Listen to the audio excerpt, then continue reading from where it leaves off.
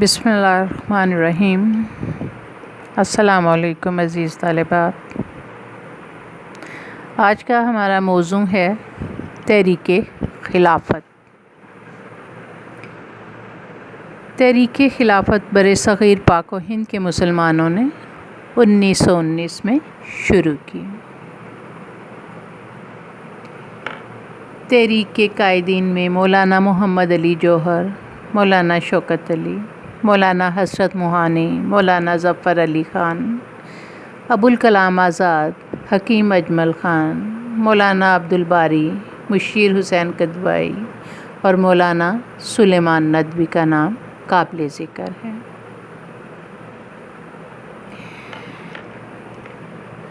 تحریک چلانے کا مقصد اگر ہم دیکھیں تو صورتحال دنیا کی یہ تھی کہ دنیا کو 1914 میں ایک بڑی جنگ کا سامنا تھا، جس کو ہم جنگ عظیم اول کے نام سے جانتے ہیں، جو جنگ 1914 میں شروع ہوئی اور 1918 میں آ کر ختم ہو گئی۔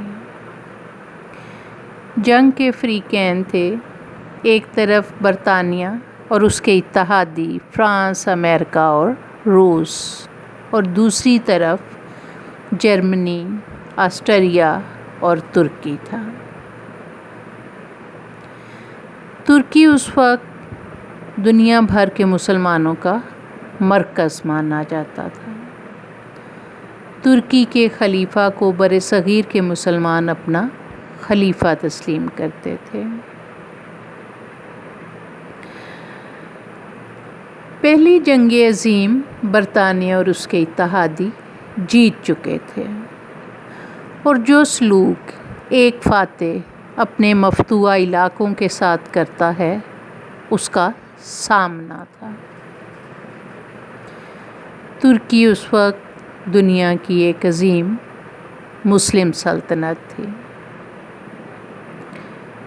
اور خیال یہ تھا کہ اب ترکی اور اس کے اتحادی جو شکست کھا چکے ہیں،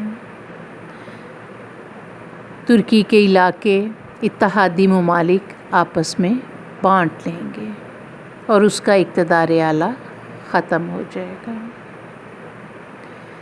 جیسا کہ میں نے کہا کہ ترکی ایک عظیم مسلم سلطنت تھا، جس کی سرحدیں مشرق وسطیٰ اور شمالی افریقہ تک پھیلی ہوئی تھیں۔ حجاز مقدس کی سرزمین بھی ترکوں کے کنٹرول میں تھی، اور ڈر اس بات کا تھا، برصغیر پاک و ہند کے مسلمانوں کو قومی نظریے کے تحت ڈر اس بات کا تھا کہ اب برطانیہ اور اس کے اتحادی ترکی سلطنت کا پارا پارا کر دیں گے، اور انہوں نے چند مقاصد کو لے کر پھر ایک تحریک کا آغاز کیا۔ اگرچہ کہ جغرافیائی طور پر ترکی ہندوستان سے ایک فاصلے پر، منصب ترکی میں نظام حکومت ترکی کا کیا تھا؟ خلافت، اور مسلمان امت مسلمہ ہونے کی حیثیت سے ترکی خلافت کا خاتمہ نہیں چاہتے تھے۔ ترکی سلطنت سے ان کو ایک ہمدردی تھی، ایک پیار تھا، ایک مورل سپورٹ ترکی سلطنت سے وہ لیتے تھے۔ اور جب ترکی کی سلطنت کا ٹکڑے ٹکڑے ہونے کی بات سامنے نظر آنے لگی تو پھر برصغیر پاک و ہند کے مسلمان اٹھ کھڑے ہوئے،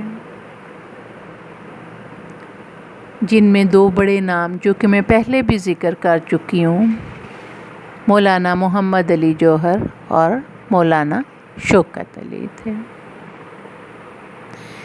تحریک کے مقاصد طے کیے گئے کہ ترکی بحیثیت ایک مملکت کے قائم رہے، اس کی جغرافیائی سرحدیں جوں کی توں رہیں، اس کے ٹکڑے ٹکڑے نہ کیے جائیں۔ ترکی میں خلافت کا ادارہ اپنی حیثیت برقرار رکھے، خلیفہ موجود رہے اور حجاز مقدس کی حرمت پر کوئی آنچ نہ آئے، غیر مسلم افواج ان دونوں شہروں میں داخل نہ ہوں۔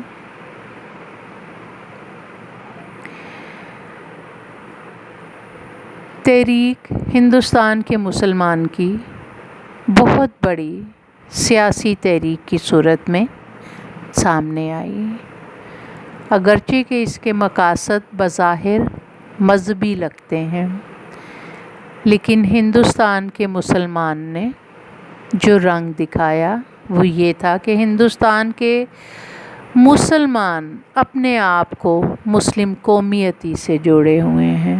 دنیا میں کہیں بھی اگر مسلمان کو کوئی زد پہنچتی ہے تو ہندوستان کے مسلمان بھی اس دکھ میں اس کے شریک ہیں۔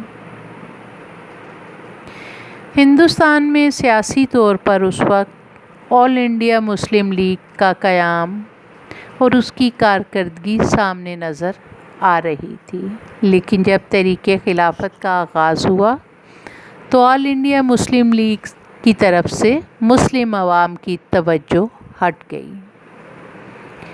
وہ خلافت کے تحفظ کے لیے اپنے جان و مال کی بازی لگائے بیٹھے تھے۔ تحریک کی مختلف سرگرمیاں ہمارے سامنے آتی ہیں، انشاءاللہ اگلی کلاس میں ہم اس کے بارے میں بات کریں گے۔